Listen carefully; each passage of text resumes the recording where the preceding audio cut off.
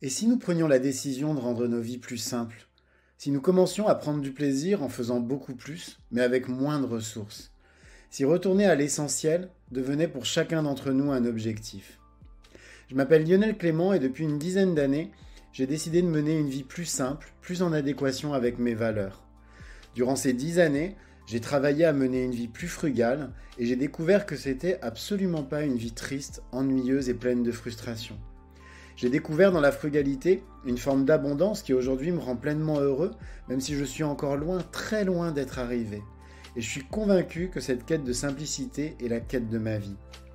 J'ai créé les chemins de la frugalité pour partager mon expérience, mes découvertes, mais aussi pour vous inspirer et vous donner envie, à vous aussi, de faire de l'essentiel le tout de votre quotidien.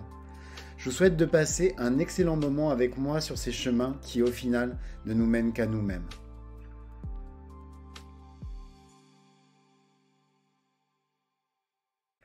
Quand j'étais gamin, on leur donnait un nom très affectueux, on les appelait les pisse-mémés. Et nous les buvions tous les soirs avant d'aller nous coucher.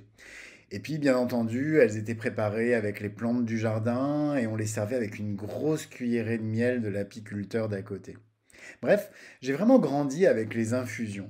Et puis, à l'âge adulte, je m'en suis progressivement éloigné parce que je trouvais que le café ou encore le thé était beaucoup plus cool à consommer.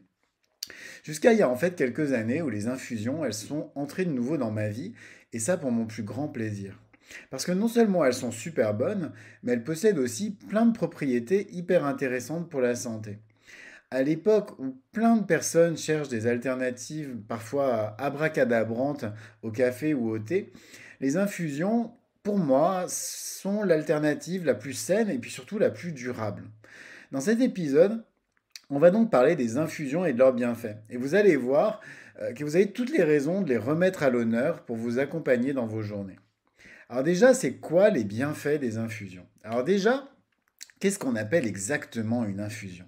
Alors une infusion, qu'on appelle aussi une tisane par exemple, eh ben, c'est une boisson à base de plantes, de fleurs, mais aussi de fruits ou d'écorces qu'on fait infuser dans de l'eau chaude.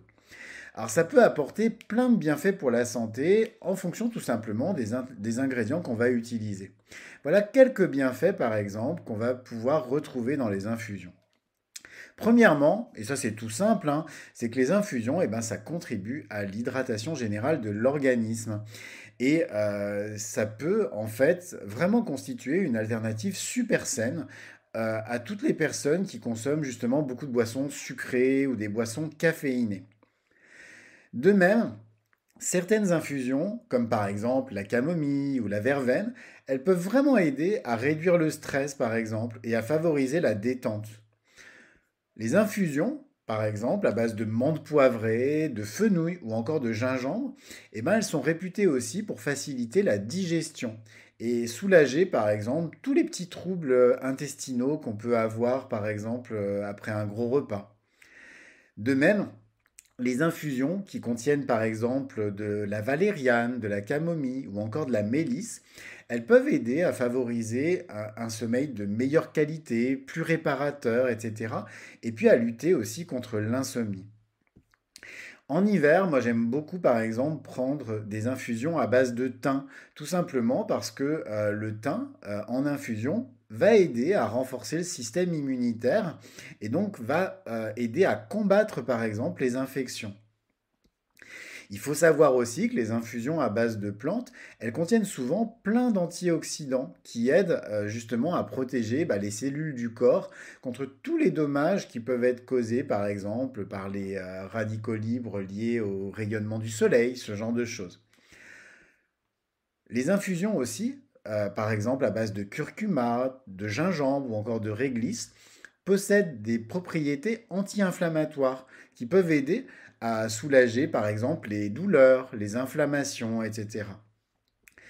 Enfin, les infusions, en particulier celles qui sont à base de plantes diurétiques ou dépuratives comme le pissenlit, peuvent aider à éliminer les toxines et à favoriser la perte de poids. Ce qui est important de noter dans tout ça, c'est que les bienfaits des infusions peuvent vraiment varier en fonction des plantes qu'on va utiliser et de la manière aussi dont on les prépare. Moi, je vous conseille très vivement de ne pas utiliser, par exemple, des eaux trop dures ou des eaux chlorées dans la préparation de vos infusions. Une chose que j'ai mis en place, par exemple, en ce qui me concerne, quand je prépare mes infusions, c'est que tout simplement, je filtre mon eau. J'ai une carafe filtrante et je filtre mon eau tout simplement avant de les préparer afin d'avoir une eau plus agréable, par exemple. De même, n'oubliez pas que certaines personnes peuvent être allergiques ou sensibles à certaines plantes que vous allez utiliser dans vos infusions. C'est donc hyper important de bien connaître en gros, sa sensibilité, on va dire, aux différentes plantes. Et en tout cas, en cas de doute, si vous ressentez à un moment une gêne ou un problème, n'hésitez pas à consulter un professionnel de santé. Moi, je suis quand même un fervent partisan de toujours savoir consulter des gens dont c'est le métier, typiquement des médecins, des nutritionnistes, etc., des herboristes, qui vont vous aider à bien comprendre en fait déjà ce dont vous avez besoin et puis surtout la manière dont vous allez le consommer. Alors, ce que je vous ai préparé, dans un premier temps, je me suis dit, bon, en gros, il y a deux saisons hein, pour consommer des infusions. Il y a l'hiver et l'été. Et donc, je vais commencer par vous expliquer, en gros, quelles sont, selon moi, les 10 meilleures plantes à consommer en infusion en hiver. Alors ces 10 meilleures plantes, je ne suis pas allé les chercher loin, hein. C'est celles que moi-même j'apprécie de consommer en hiver. Et donc c'est tout simplement ces 10 plantes-là que je vais vous présenter. La première, je vous en ai déjà parlé, c'est le thym. Le thym, en fait, il est connu pour toutes ses propriétés antivirales, antibactériennes, etc. Et c'est ça qui fait que c'est une excellente infusion qui va vous aider justement à lutter contre toutes les infections hivernales, comme par exemple le rhume ou la grippe, etc. Alors attention, hein, ça ne va pas vous protéger complètement de la grippe ou du rhume. Une infusion n'est pas un vaccin en soi, hein, mais ça va vous aider en tout cas à mieux affronter ces virus, notamment en hiver. La deuxième plante, c'est le gingembre. Pourquoi? Parce que le gingembre, eh ben, il possède des bonnes propriétés anti-inflammatoires et antioxydantes. Donc ça va vraiment vous aider à soulager par exemple les douleurs musculaires. Moi je l'utilise beaucoup par exemple après le sport. Ça m'aide vraiment en fait à me sentir mieux dans mon corps par exemple après avoir couru. Mais ça va aussi vous aider à stimuler votre circulation sanguine et puis aussi à tout simplement réchauffer votre corps. Le gingembre, c'est assez costaud, hein. Donc ça va vous aider à vous réchauffer, notamment s'il fait froid à un moment dans les mois les plus froids. La troisième plante, eh ben, c'est la menthe poivrée. En fait, la menthe poivrée, elle est vraiment réputée pour faciliter, par exemple, la digestion et soulager les maux d'estomac. Et puis, elle est hyper utile pour dégager les voies respiratoires quand on est congestionné, ce qui est souvent le cas, par exemple, en hiver, quand on a un rhume ou encore une grippe. La quatrième plante, c'est la camomille. La camomille, elle est connue pour ses propriétés qui sont calmantes et relaxantes. Ça peut vraiment vous aider à vous soulager du stress, à trouver le sommeil aussi, et puis à réduire toutes les petites inflammations. La cannelle aussi est une excellente plante à boire en infusion. En fait, la cannelle, elle possède des propriétés antioxydante, anti-inflammatoire et puis aussi antimicrobienne. Donc la cannelle, elle va vraiment vous aider à réguler, par exemple, votre glycémie, ça va vous aider à réchauffer aussi votre corps lors des journées qui sont justement un petit peu froides aussi en hiver. Donc associer par exemple cannelle et gingembre, c'est un excellent combo pour avoir justement une tisane, une infusion un petit peu tonique. Un grand classique, le citron et le miel. Une infusion de citron avec un peu de miel, eh ben c'est super bien pour soulager les maux de gorge ou encore apporter la petite touche de vitamine C qui va vous manquer justement en hiver. Souvent en hiver, on peut se retrouver avec certaines carences en vitamine C. Et donc ça va être très bénéfique pour votre système immunitaire. Une plante qui est un petit peu moins connue, c'est l'échinacée. Alors ça s'écrit Echinacee. Alors moi je la prononce échinacée un petit peu à l'italienne, mais d'autres personnes disent échinacée. Donc je vous laisse prendre l'orthographe qui vous convient le mieux. En tout cas, Cette plante, elle est très efficace pour stimuler le système immunitaire et puis réduire la durée des infections virales, comme par exemple justement le rhume et la grippe. Donc là aussi, hein, en complément, si vous, à un moment vous avez le rhume ou la grippe en hiver, c'est une excellente plante à consommer pendant justement en infusion pendant ces infections. Une plante qui, pour le coup, est arrivée assez récemment, hein, qui est à la mode depuis quelques années et que je trouve vraiment intéressante, c'est le rooibos. Alors le rooibos, c'est une infusion qui est sans caféine, sans théine, mais qui est très riche en antioxydants. Ça crée un espèce de thé un peu rouge, vous voyez. Mais par contre, très agréable à boire et puis surtout, ça ne va pas vous empêcher de dormir. Et là aussi, il y a un vrai impact en fait du rooibos sur justement le renforcement du système immunitaire et puis ça va aussi vous aider si vous avez par exemple des petites allergies à soulager justement certaines allergies. Le tilleul est toujours une infusion, alors c'est un grand classique, mais c'est une infusion qui est à la fois apaisante et relaxante. Le tilleul, il est parfait pour réduire le stress et vraiment favoriser un sommeil bien réparateur. Enfin, la réglisse. La réglisse, moi j'aime beaucoup la réglisse déjà parce que c'est gourmand. Et puis la réglisse, il y a plein de belles propriétés justement anti-inflammatoires, expectorantes, etc. qui en font une excellente option pour soulager bah, par exemple les maux de gorge ou encore les irritations des voies respiratoires. N'hésitez pas à justement expérimenter, mélanger des plantes, etc. Et puis surtout, si vous avez des doutes, il y a d'excellents herboristes qui vont pouvoir vous aider justement à créer vos propres mélanges. Moi, je sais par exemple que mon pharmacien le fait et pour le coup, je me retrouve avec des mélanges vraiment extraordinaires. Et donc, je vous invite vraiment là aussi à pas hésiter à consulter des professionnels qui vont pouvoir vous aider justement à aborder les infusions avec beaucoup plus de sérénité. En été, eh ben, les infusions, c'est aussi génial. Et donc, j'aimerais aussi vous parler de ces 10 meilleures infusions hein, qui, pour le coup, en été, m'accompagnent. Parce que c'est pas exactement les mêmes qu'en hiver.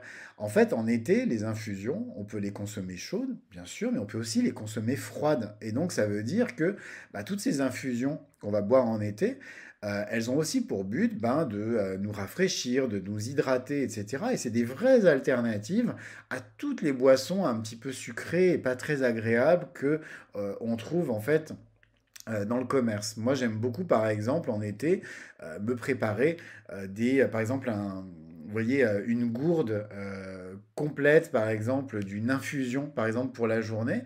Et ça me permet bah, d'avoir quelque chose de super sain et de vraiment hyper agréable à boire, qui sera très différent, bah, justement, d'une boisson sucrée qui, elle, va m'apporter pas forcément des très bonnes choses.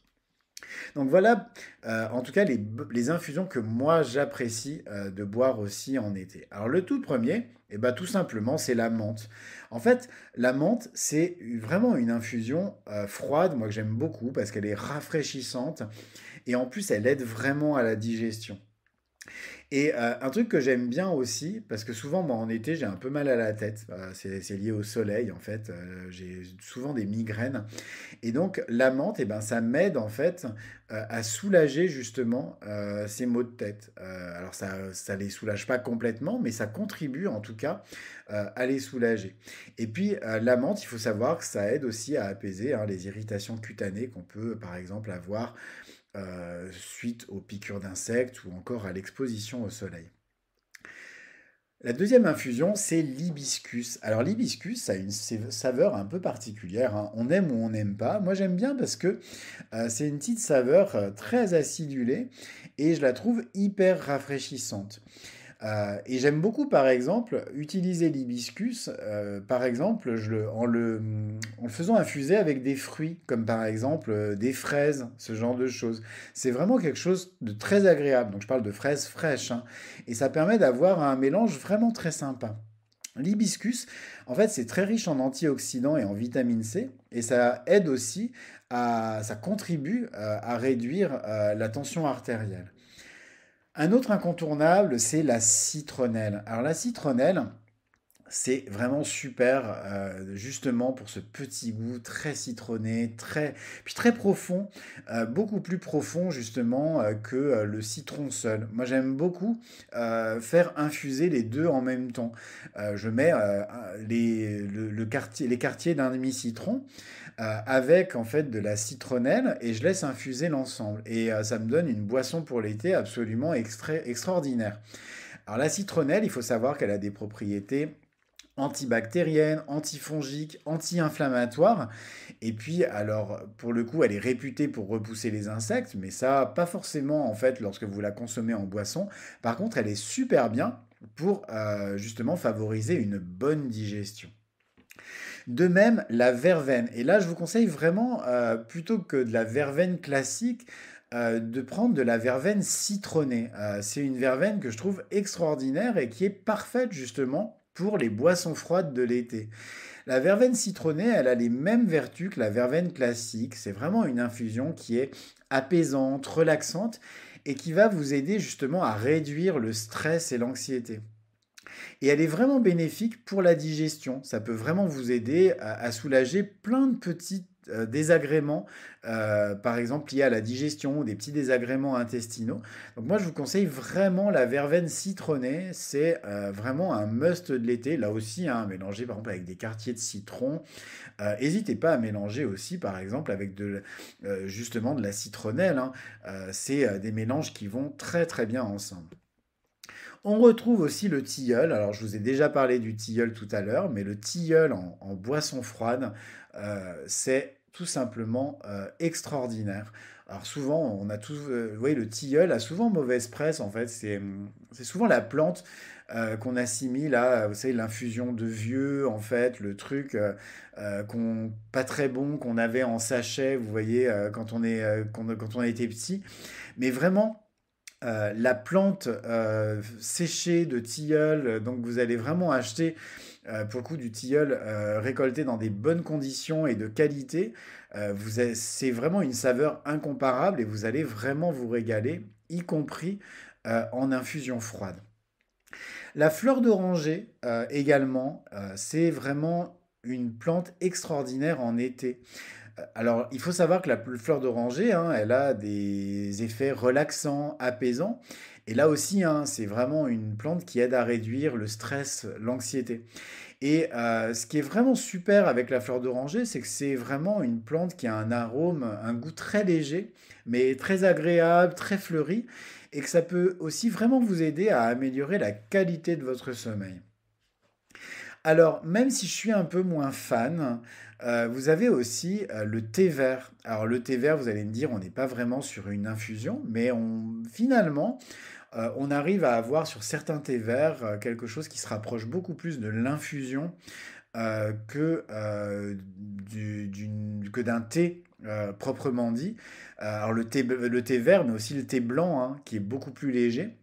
Moi, ce que j'aime bien avec ces thés, justement beaucoup plus légers que le thé noir classique, c'est qu'ils sont riches justement en antioxydants et qui peuvent vraiment aider à justement vous protéger, à protéger justement de toutes les cellules de votre corps contre bah, les dommages qui peuvent être causés par les radicaux libres, typiquement, hein, par les rayons du soleil un petit peu trop directs.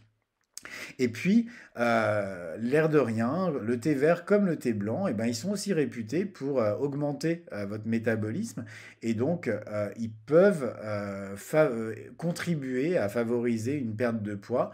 Alors, je mets des conditionnels hein, parce que la perte de poids, c'est pas quelque chose de miraculeux, c'est une balance calorique.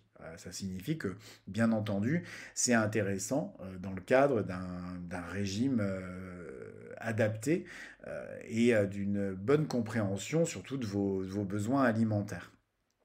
La camomille, là aussi, hein, j'en ai parlé tout à l'heure, mais la camomille aussi est excellente en boisson froide. Alors si on aime bien sûr la petite amertume de la camomille, moi personnellement je suis un fan depuis toujours, même gamin, hein, j'adorais boire des infusions de camomille, je devais être le seul quand j'étais petit à aimer ça, mais je trouve ça vraiment extraordinaire.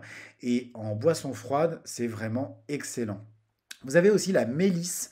Alors la mélisse, elle a des propriétés qui sont intéressantes, à la fois calmantes, antispasmodiques, et c'est une excellente infusion quand on veut se relaxer. Et j'aime beaucoup le goût de la mélisse, qui est un goût, je trouve, un peu sucré, paradoxalement. Alors c'est moi qui le ressens comme ça, mais c'est vraiment un goût que je trouve très agréable. Enfin, et là aussi, hein, on le retrouve, je vous en ai parlé tout à l'heure dans les boissons chaudes, mais en boisson froide, c'est excellent, c'est le pissenlit. Alors, le pissenlit, il faut aimer, hein, c'est pas une infusion qui, on va dire, se laisse facilement apprivoiser. C'est un peu amer, on peut avoir l'impression que ça n'a pas énormément de goût. Moi, j'aime bien. Le pissenlit, il a vraiment d'excellentes propriétés, hein, et donc je vous conseille vraiment de tenter le coup du pissenlit en fait en boisson froide. Alors pourquoi pas, hein, en mixant le pissenlit avec d'autres plantes qui elles vont apporter peut-être un peu plus de goût, etc. ou d'arôme, pourquoi pas des fruits. Mais vraiment, le pissenlit est vraiment très intéressant et vous auriez tort de vous en priver.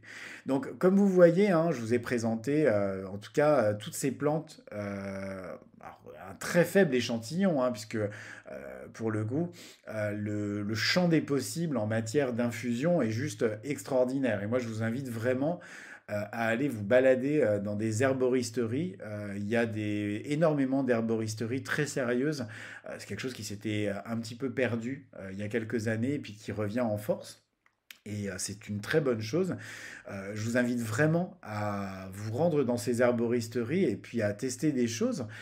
Vous allez vous rendre compte que dans ces herboristeries, vous avez souvent des gens qui sont très compétents et qui pourront vraiment vous apporter d'excellents renseignements. Et puis, soyons clairs, hein, c'est une excellente alternative au café que de boire des infusions.